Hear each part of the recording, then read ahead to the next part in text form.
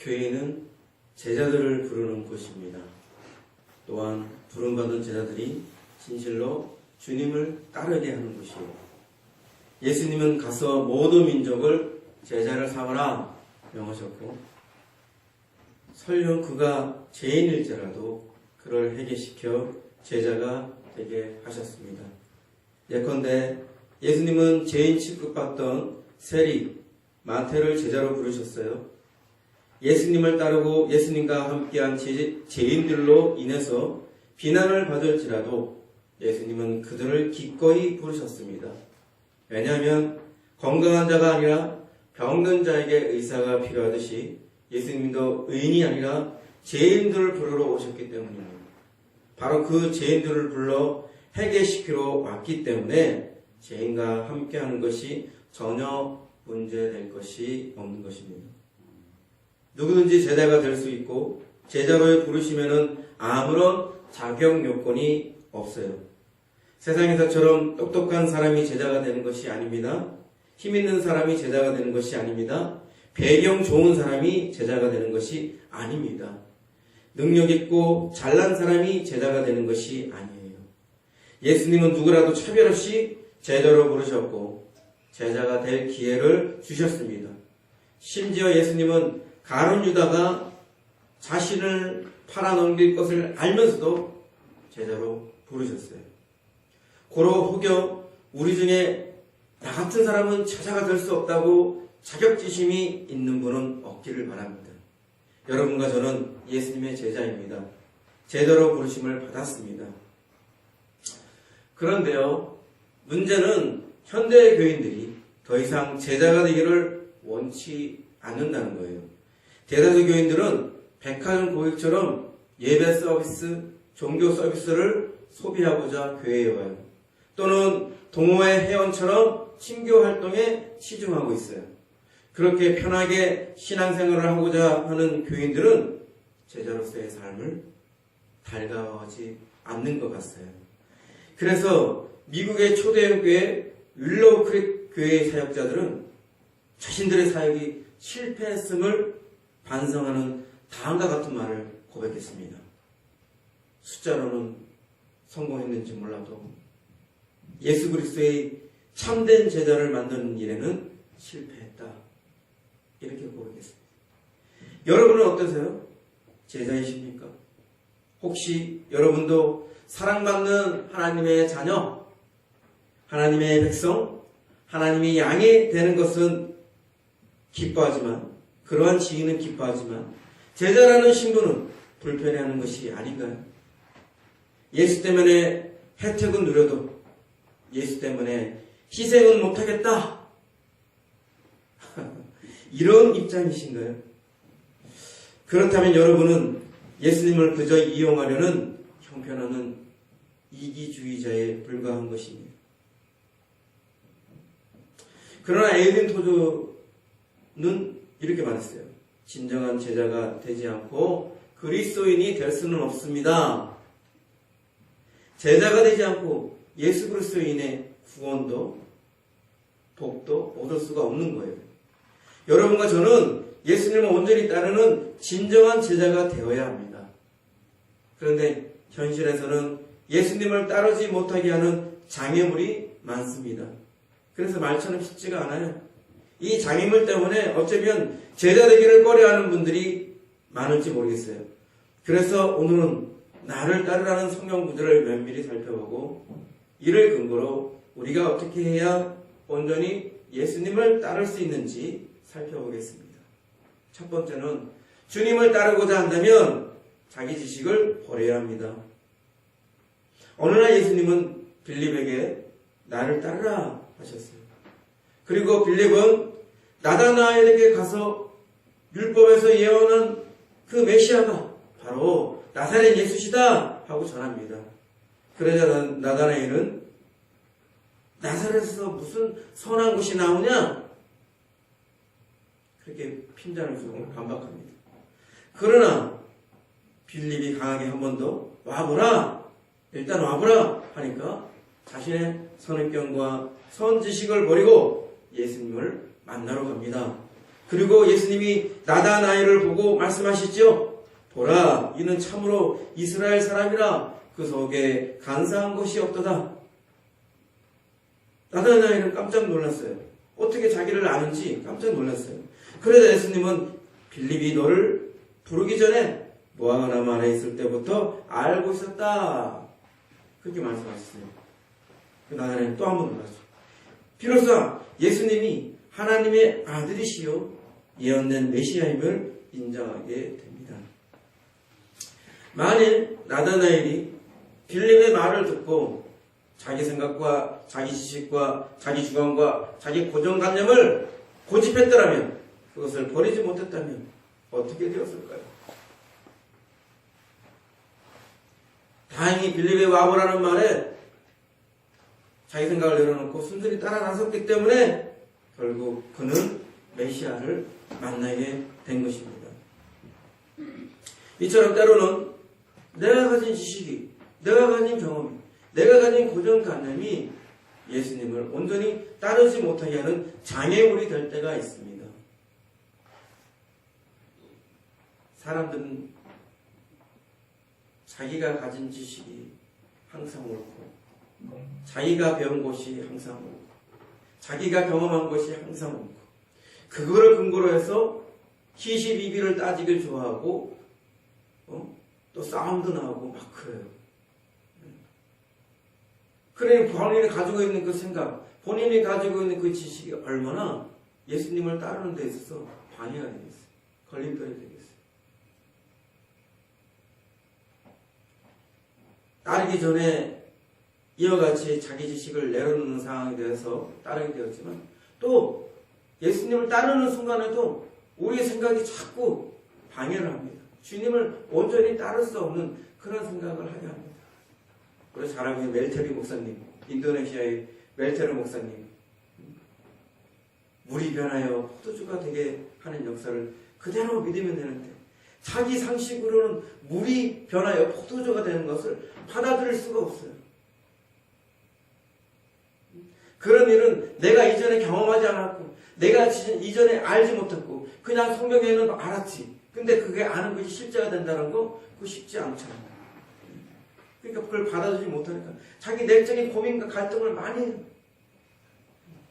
또 죽은 사람이 살아나는 역사가 있었는데, 그 죽은 사람을 살려내기 위해서 기도해라, 어떻게 해라 했는데, 도무지 그게 자기가 이걸 삼킬 수가 없는 거예요. 이건 자기 생각에는 도저히 이거는 있을 수가 없는 일이고, 한 번도 그런 경험을 한 적이 없는데, 아니 이걸 하라고 그러면 나중에 하면 안 될까요? 자꾸 다음에 하면 안 될까요?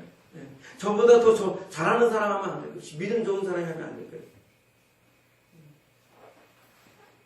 주님이 그렇게 하라고 하는데 자꾸만 토를 달아, 자꾸만 이유를 달아, 자기를 합리화시키면서 못하게 되는 그 이유를 자꾸 붙이면서 따르지 않는 거예요.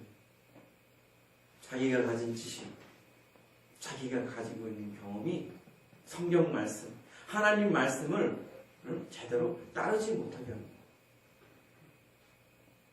그럼 우리는 단순하게 내가 가진 지식이 어떠하든지, 내가 가진 경험이 어떠하든지, 내가 가진 생각이 어떠하든지, 주의 말씀이 그렇다고 그러면 100% 내가 따르겠습니다. 100% 내가 순종하겠습니다. 주님이 내게 말씀하시면 내가 설 것이고, 또 나갈 것이고, 서라 하면 설 것이고, 가라 하면 갈 것이고, 내가 주님 말씀대로 따르겠습니다. 단순하게 어린아이처럼 그렇게 반응해야 됩니다. 그래야 온전히 주님을 따를 수가 있는 거예요. 두 번째는 주님을 따르고자 하면 탐심을 버려야 합니다. 우리는 재물이 많은 거로 예수님을 따르지 않고 근심하며 집으로 돌아간 부자 청년을 잘 알고 있어요. 그죠? 어느 날 부자 청년은 예수님을 찾아와요. 선생님, 내가 무엇을 하여야 영생을 얻으리까? 그러자 예수님은 율법의 계명을 지키라고 답하셨어요. 그러자 부자 청년은 그와 같은 계명은 제가 어려서부터 잘 지켜왔는데요. 다른 답을 기대하죠.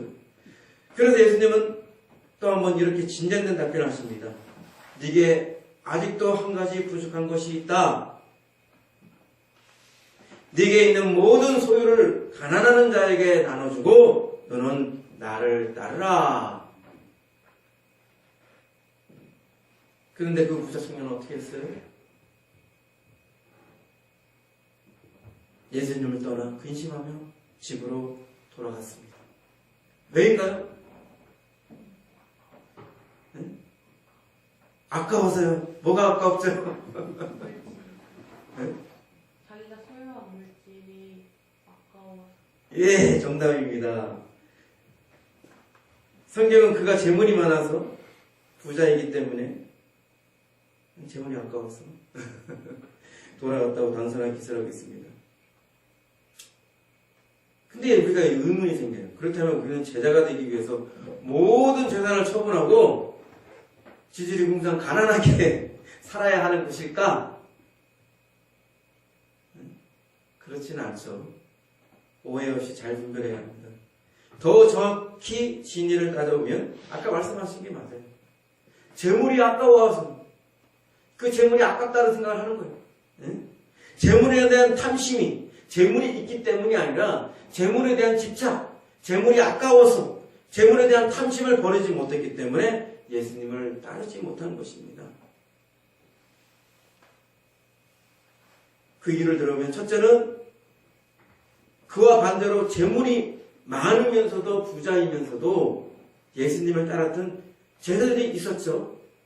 예컨대 예수님의 시신을 자기 무덤에 안치하기 위해 자기 목숨을 내걸고 용감하게 나선 아리마대 요셉이 있어요. 그런 빌라도에게 예수님의 시신을 요구하였죠. 자칫 잘못하면 예수의 무리라고 하면서 죽임을 당할 수도 있는데 용감하게 예수님의 시신을 주십시오. 무덤에 안치하겠습니다.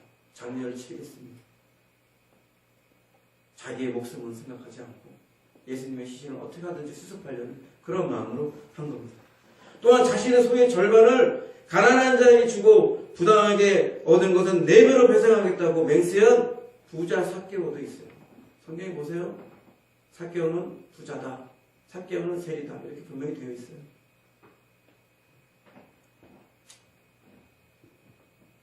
부자이지만 그들은 기꺼이 주님을 위해서 자기를 희생했습니다.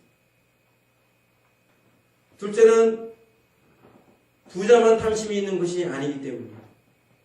물론 부자가 가난한 사람보다 환경적으로나 통계적으로 재물에 더 집착하는 것은 맞아요. 이걸 부정할 수는 없어요. 그러나 재물이 없는 가난한 사람도 탐심이 있어요. 부자만 주의해라. 재물 많은 사람들만 주의해라. 이렇게 얘기하면 안 돼요. 부자든 가난한 사람이든 네 마음속에 있는 탐심을 주의해라. 이렇게 가르쳐야 돼요. 돈이 궁하기 때문에 돈 하며 돈의 지배를 받는 경우도 있기 때문입니다. 그래서 우리가 주님을 따라가려면 가난한 자도 탐심을 버려야 하고 부자는 더욱더 탐심을 버려야 합니다. 부자 청년은 어려서부터 영생에 대해 관심이 많았어요. 그래서 어려서부터 계명대로 살았던 것 같아요. 그러나 그렇게 계명대로 살아도 무언가 충족되지 않고 해소되지 않는 영적인 결핍을 느꼈어요. 그래서 예수님을 애써 찾아왔던 거 아니에요? 그러나 그가 가진 재물, 그가 가진 탐심은 그가 아무리 어려서부터 영적인 것에 구원에 대해서 관심을 가지고 갈망을 가지고 있을지라도 그 모든 것을 물거품이 되게 만들었어요. 결국 이 부자 청년에게는 탐심이 다른 사람에 비해 많아서 망하게 한 결정적이고 심각한 약점이 된 것입니다. 반대로 다르게 생각해서 같은 부자인 아리마대 요셉이나 삭개오 같은 경우 또는 우리가 전에도 얘기했지만 유대인들을 자기 재물을 버려서 구했던 신돌라 같은 사람에게 만약에 네가 나를 따르기 위해서 너의 재물을 나눠줘라. 가난한 사람에게 나눠줘라. 이렇게 얘기했다고 한다면 그들은 미련 없이 다 처분했어요. 부자이기 때문에 재물이 많기 때문에 그가 아니라 탐심입니다. 재물을 압박하는, 재물에 집착하는 그 탐심이 결국 그들을 주님을 따르지 못하게 한 것이다. 세 번째는 주님을 따르고자 한다면 남을 의식하는 것을 버려야 합니다. 부활하신 예수님은 제자들에게 여러 차례 나타났어요. 그런데 부활하신 예수님을 보고도 베드로는 정작 무엇을 해야 할지 잘 몰랐어요. 그래서 예수님은 그에게 다시 나타나셨습니다. 그에게 세 번 물어보죠. 네가 나를 사랑하느냐? 네, 예수님. 제가 사랑합니다. 그렇다면 너는 내 양을 먹이라. 그렇다면 너는 내 양을 돌봐라. 그렇게 명하셨어요. 여러분이 너무나 잘 아는 일입니다. 그런데 이때 베드로는 함께 있었던 요한을 보고 엉뚱한 질문을 합니다. 오지랖인지 뭔지는 모르겠지만, 주님, 이 사람은 어떻게 되겠습니까? 이 요한은 어떻게 될까요? 그러자 예수님이 어떻게 대답했어요? 이게 무슨 상관이냐? 너는 나를 따르라.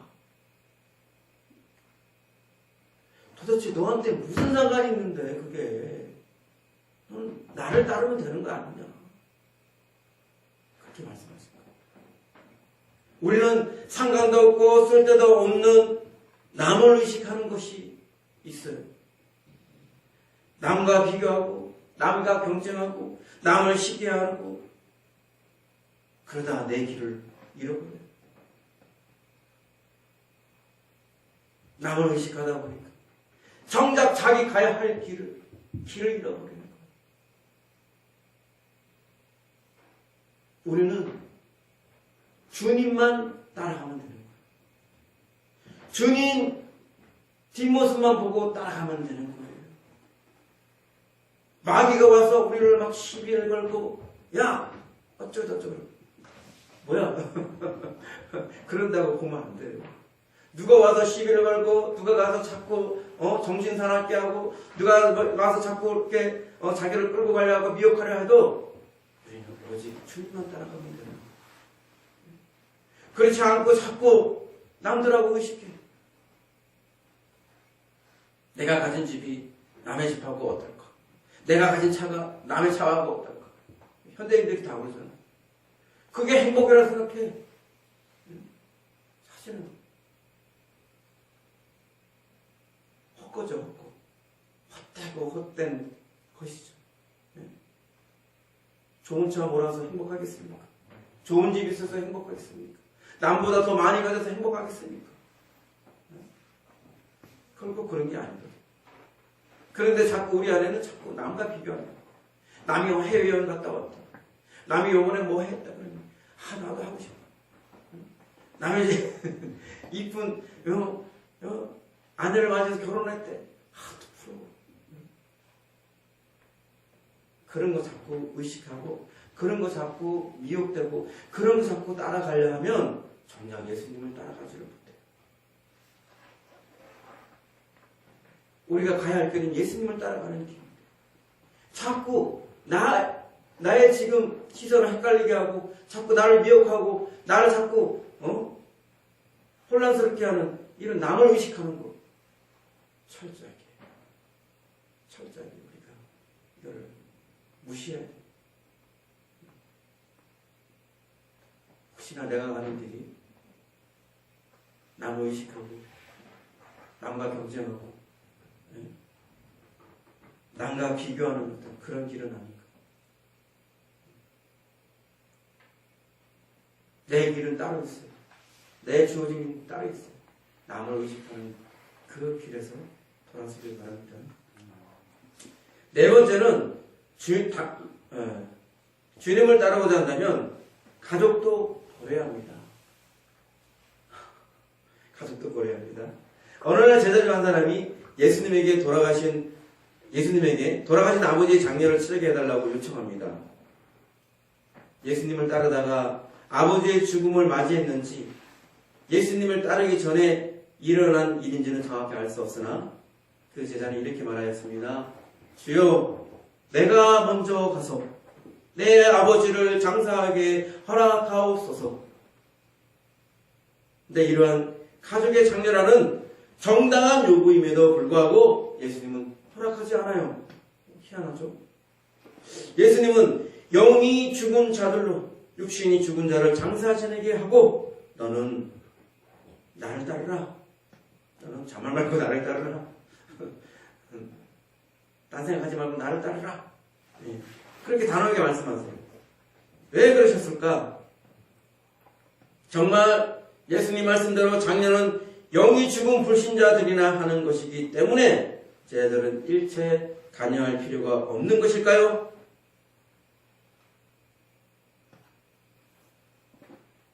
장례는 그냥 제자들이 하면 안 되는 건가요?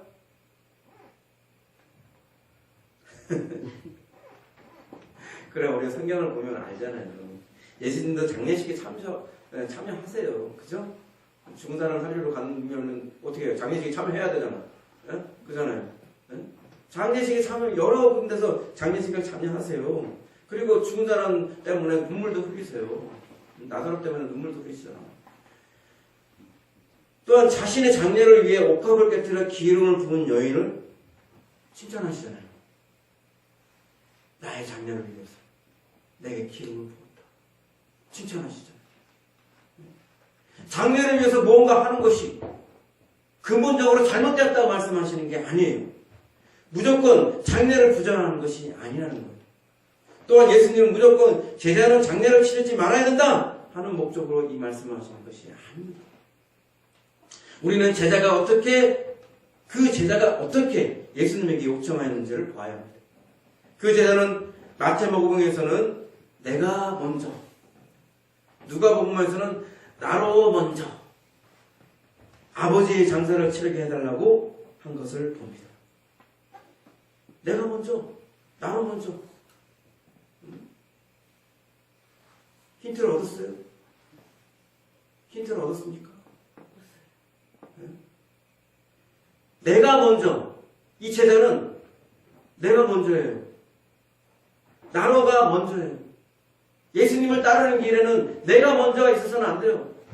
예수님을 따르는 길에는 나로 먼저가 있으면 안 돼요.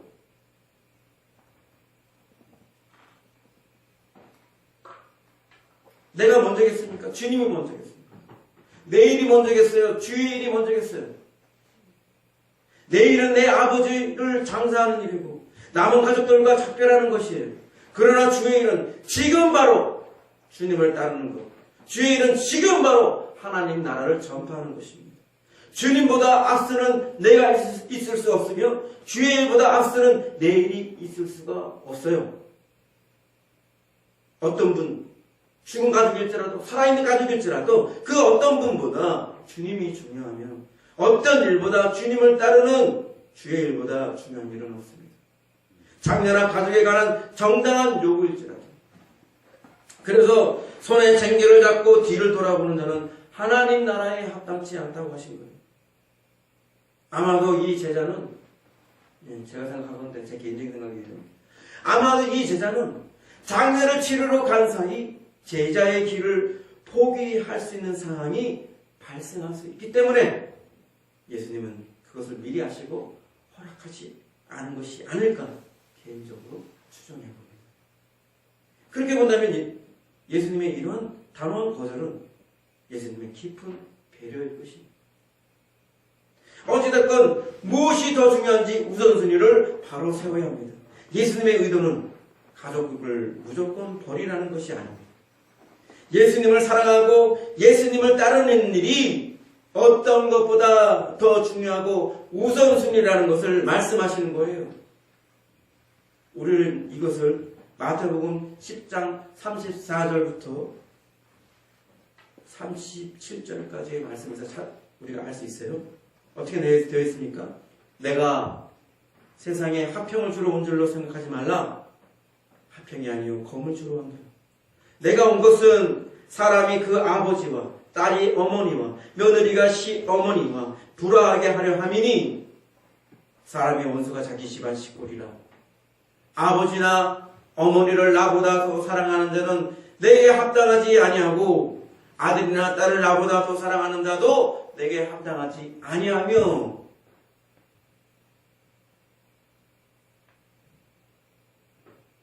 화평케 하기 위해서 오신 평화의 주님 예수님이 역설적으로 화평이 아니라 검을 주러 오셨다는 거예요. 검이 왜 필요해요?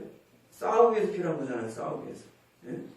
화평이 아니라 분쟁을 주러 오셨다고 하는 거예요. 무슨 말씀이죠?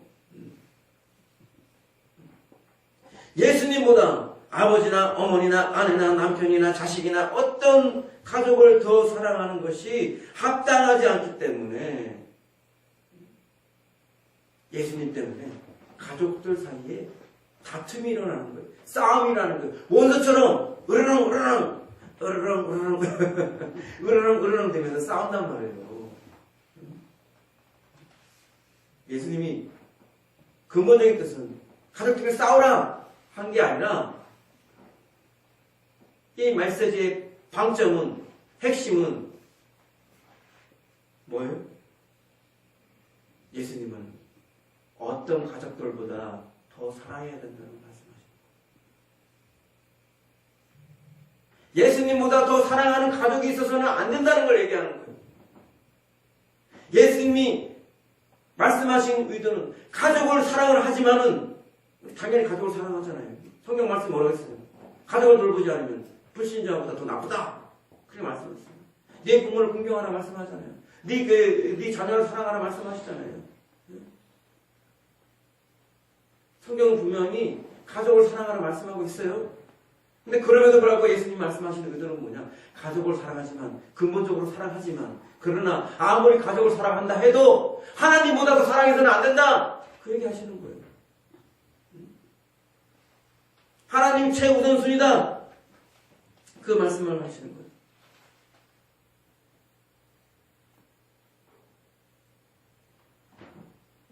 때론 가족이 예수님을 따르지 못하게 하는 걸림돌이 될 때도 있어요.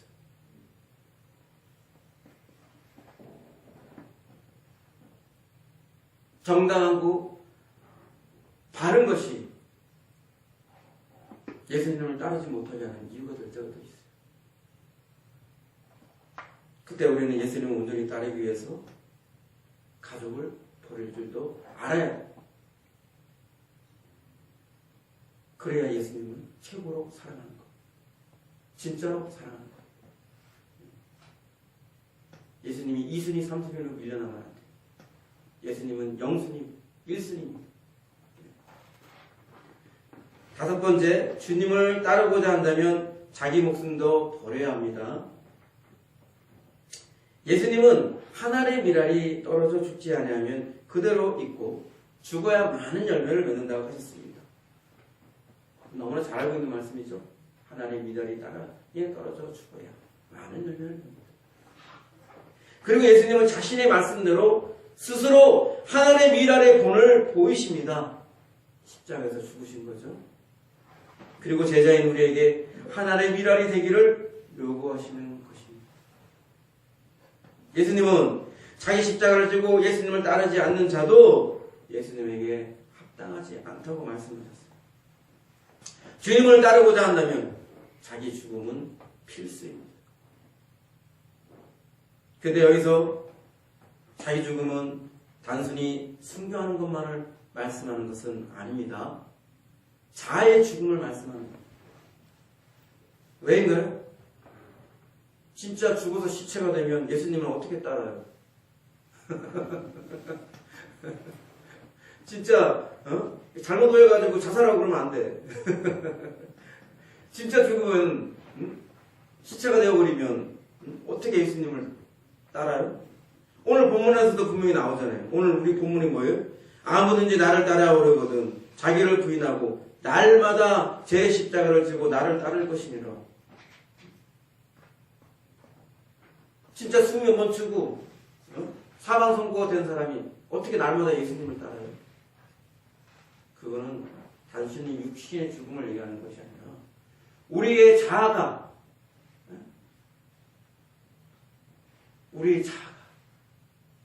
온전히 죽는 걸 말해요. 그래서 그 자아가 죽기 위해서 뭐가 필요해요? 처음에? 자기를 부인해야 되는 거 아니겠어요? 자기를 부인하고 자기 죽음을 실행해서 예수님을 따르는 거예요. 자기를 부인하고 자기 죽음을 실행해서 예수님을 따르는 것을 예수님은 우리에게 요구하시는 것입니다. 그렇게 자아의 죽음을 실행하는 사람이 결국 순교도 하게 되는 거예요. 무조건 죽어라 하나 죽는 걸 이루는 게 아니에요. 중국의 묵가 사상을 가진 이게 예수 그리스도의 그 사랑의 영향을 받아서 중국에 생겨난 그 사상이에요. 근데 이 사람들이 이 묵가 사상을 받은 사람들이 참 희한한 일을 해요. 전쟁터에 나갔는데 전쟁터에서 싸워야 되잖아. 근데 상대를 죽이는 것이 이게 합당하지 않다고 생각이 드는 거예요.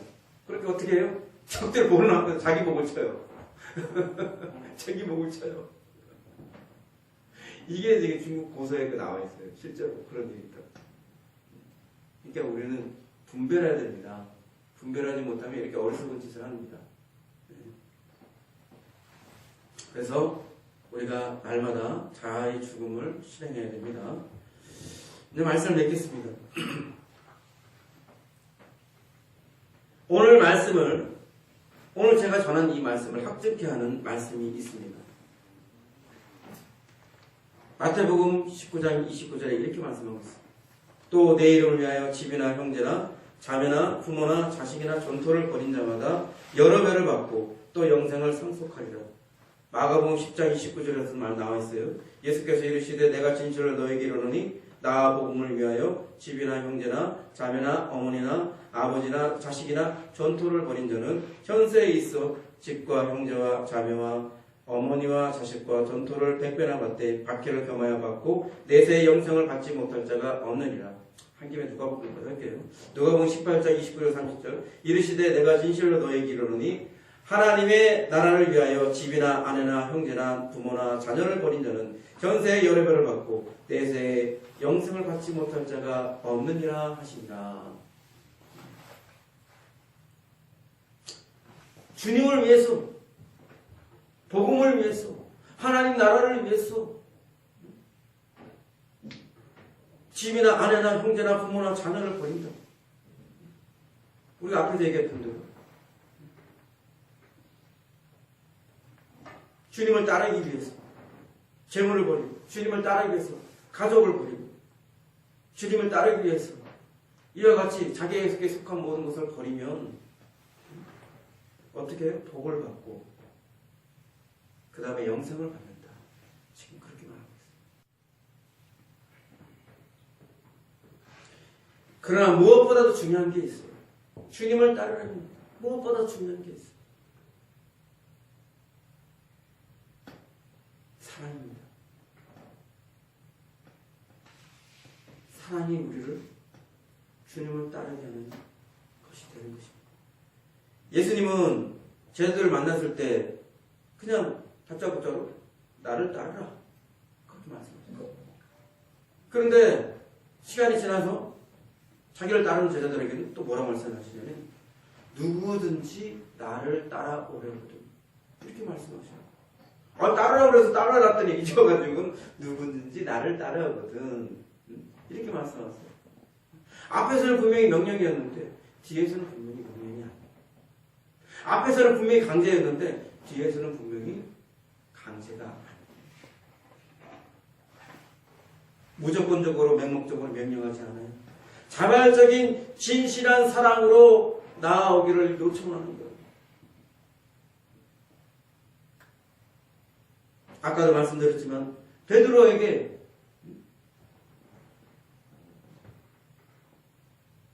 나타나셔서 말씀하셨잖아요. 네가 나를 사랑하느냐? 네, 내가 주님을 사랑합니다. 그럼 내 양을 치라. 거기 부분에서 첫 마디에 네가 나를 사랑하느냐? 단순히 그렇게 물은 게 아니에요. 내가 여기 있는 다른 사람들보다 나를 최고로 사랑하느냐?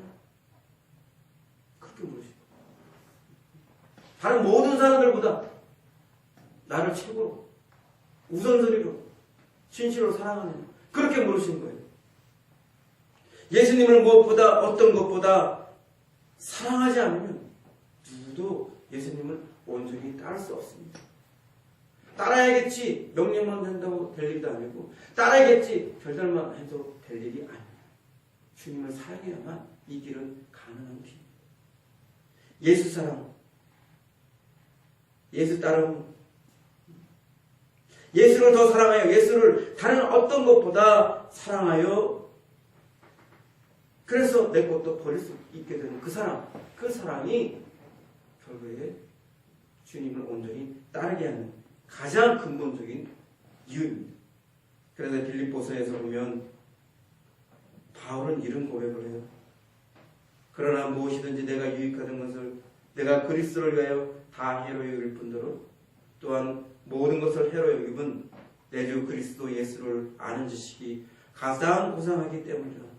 내가 그를 위하여 모든 것을 잃어버리고 배설물로 여김은 그리스도를 얻고.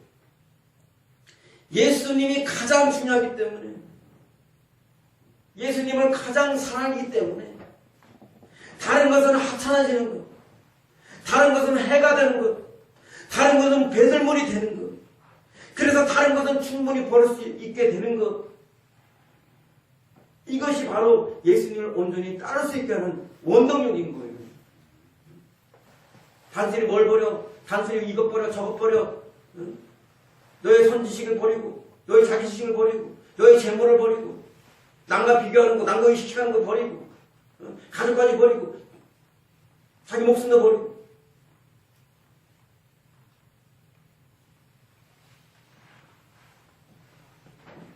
그것이 근본이 아니라 예수님을 그 어떤 것보다 그 누구보다 사랑하기 때문에 그분이 너무나 중요하기 때문에 그분을 너무나 사랑하기 때문에 다른 어떤 것들도 다 하찮아지고 다른 어떤 것들도 나에게는 해로 보이고 다른 어떤 것들이 배설물로 보이고 나에게는 한때는 유익했던 것들조차도 다 이렇게 버려질 수 있는 것, 가감하게 버려질 수 있는 것, 오직 예수님만을 얻기 위해서, 오직 예수님만을 사랑하기 위해서, 예수님을 가장 최고로 사랑하기 위해서 그렇게 버려질 수 있게 되는 것, 그게 바로 예수님이 원하는, 예수님을 온전히 따를 수 있는 비결인 것입니다.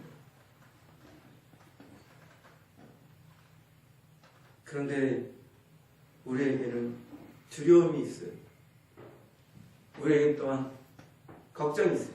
혹시 나도 부자 청년처럼 걱정하며 근심하며 제자의 길을 포기하고 집으로 가는 것은 아닐까? 혹시 나도 잘못되어서 가룟 유다처럼 배신하면 어떡하지? 베드로처럼 부인하면 어떡하지? 이런 걱정과 두려움은 우리 모두가 다 있을 거예요. 그런데요,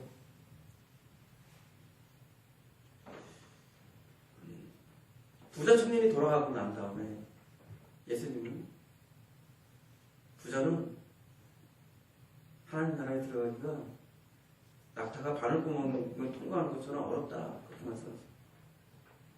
낙타가 바늘구멍에 통과한다, 그처럼 어렵다 하는 얘기는 뭡니까? 거의 불가능하다는 얘기예요. 가능하겠습니까? 불가능합니다. 낙타가 너무 커, 문제가. 더 실감나면 코끼리가 통과한다. 불가능하잖아요. 부자가 그렇게 불가능하다. 그러니까 제자들이, 아니 그러면 누가 구원받을 사람이 있겠어요, 주님? 왜냐하면 그들은 부자가 되는 것이 좋은 거라고 다 배웠거든요, 이제껏. 하나님께 복을 받아서 부자가 되는 건 참 좋은 거라고, 좋은 것이라고 선망하고 했는데 갑자기 부자는 천국에 들어가기가 어렵대. 거의 불가능한데. 절망적인 말씀하시는 거예요. 근데 예수님이 그 참에 뭐라고 말씀하시냐? 그 불가능한 것을 하나님이 가능하게 한다 하신다. 마태복음 19장 26절, 예수께서 그들을 보시며 이르시되 사람으로는 할 수 없으나 하나님으로는 다 하실 수 있느니라. 마가복음 10장 27절, 예수께서 그들을 보시며 이르시되 사람으로는 할 수 없으되 하나님으로는 그렇지 아니니 하나님으로는 다 하실 수 있느니라. 누가복음 18장 17절 이르시되 무릇 사람이 할 수 없는 것을 하나님은 하실 수 있느니라. 요한복음 21장 27절 예수께서 그들을 보시며 이르시되 사람으로는 할 수 없으되 하나님으로는 그렇지 아니하니 하나님으로는 다 하실 수 있느니라. 하나님으로는 다 하실 수 있느니라. 그 증거로 보여드릴게요. 여러분, 예수님께서 십자가에 달리기 전에 붙잡혔죠? 붙잡혔어요. 붙잡혀갔어요. 그때 제자들은 어떻게 했어요? 예수님이 붙잡혀 갔을 때 같이 따라갔나요? 다 도망쳤어요. 다 예외 없이 도망쳤어요. 주와 함께 죽으러 가자 했던 도망. 나는 끝까지 주님을 따라가겠다 했던 베드로도 예수님을 세워보려고 도망쳤어요. 이랬던 제자들이 나중에 죽을 때는 다 순교를 했어요. 예의 없이 다 순교를 했어요. 놀라운 일이에요. 12제자들이 어떻게 순교했는지 한번 들어보세요. 베드로는 나는 예수님처럼 저렇게 정상적으로 십자가에 달리는 것이 가당치 않다. 감당할 수가 없다. 그래가지고 자기는 십자가가 거꾸로 된 모습으로 그렇게 죽었어요. 안드레는 아가야 성에서 십자가에 줄로 매달려 순교했고요. 야고보는 헤롯의 칼에 목베어 순교했어요. 빌립은 소아시아 부르기아에서 전도하다가 기둥에 매달려 순교했어요. 바돌로메는 알베니아에서 전도하다가 매질을 당하고 십자가에 거꾸로 매달려 죽었어요. 도마는 인도에 가서 전도하다가 군인들이 던진 창에 맞아 죽었어요. 마태는 에디오파에 가서 전도하다가 그들의 칼날에 목베어 숨겼어요.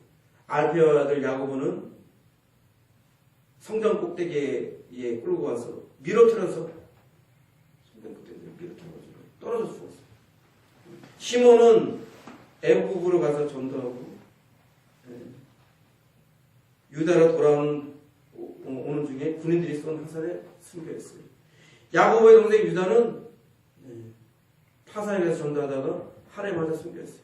마띠아는 에디오페에 전도하러 갔다가 사람들이 던진 돌에 그 전도를 반대하는 사람들이 그 던진 돌에 맞아 죽었어요. 요한만 밤모섬에서 기양 가서 순교하지 않고 죽었죠. 그러나 그도 주님을 위해서 언제든지 순교할 마음으로 임했어요. 그가 끓는 기름물에 던져지는 그런 형벌을 받았는데 머리카락 하나 타지 않고 그대로 나왔어요.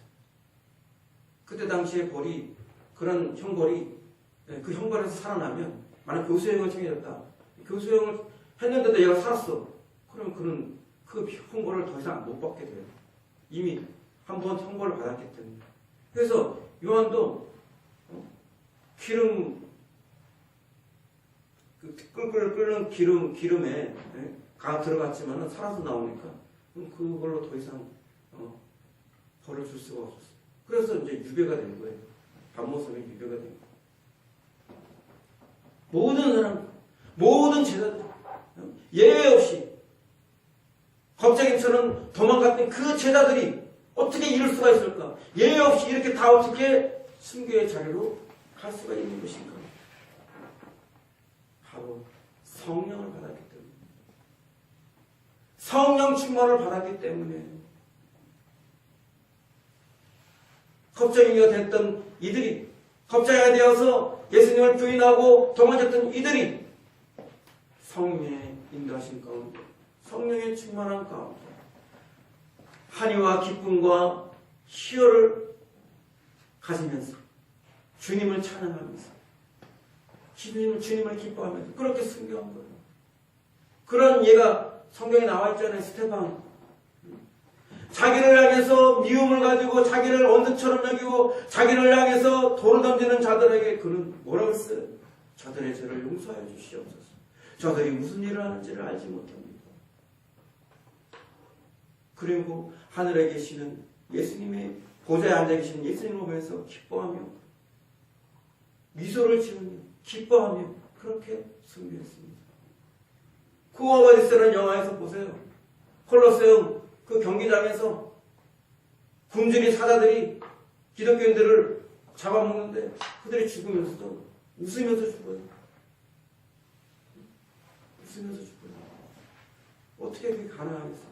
어떻게 가능하겠어요? 본인의 힘으로, 본인 노력으로, 인간적인 어떤 노력으로, 어떤 힘으로 불가능합니다.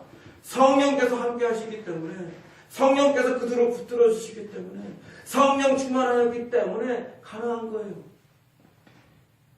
여기 있는 저도 순교나 희생하는 것에 대해서 두려움이 있었어요. 걱정이 있었어요. 정말 나는 그 순간에 주님을 배신하지 않고 그렇게 할 수 있을까? 고민이 되고 걱정이 됐었어요. 그런데 저는 여기서 답을 얻었어요. 주님께서, 성령께서 깨닫게 해주셨어요. 겁쟁이인 모든 제자들, 예수님을 부인하고 도망쳤던 그 제자들이 성령을 받고 난 다음에 용감하게 목숨을 아까워하지 않으려고 버릴 수 있는 그것을 통해서 답은 여기 있구나. 우리가 성령의 인도함을 받는다면, 성령으로 충만한다면 나 아주 부족한 사람도 담대히 주님을 위해서 기꺼이 죽을 수 있겠구나. 기꺼이 목숨을 버릴 수 있겠구나. 기꺼이 자아의 죽음을 결행할 수 있겠구나. 그것을 알게 되었어요. 우리가 결단하면 성령님이 우리를 도우십니다.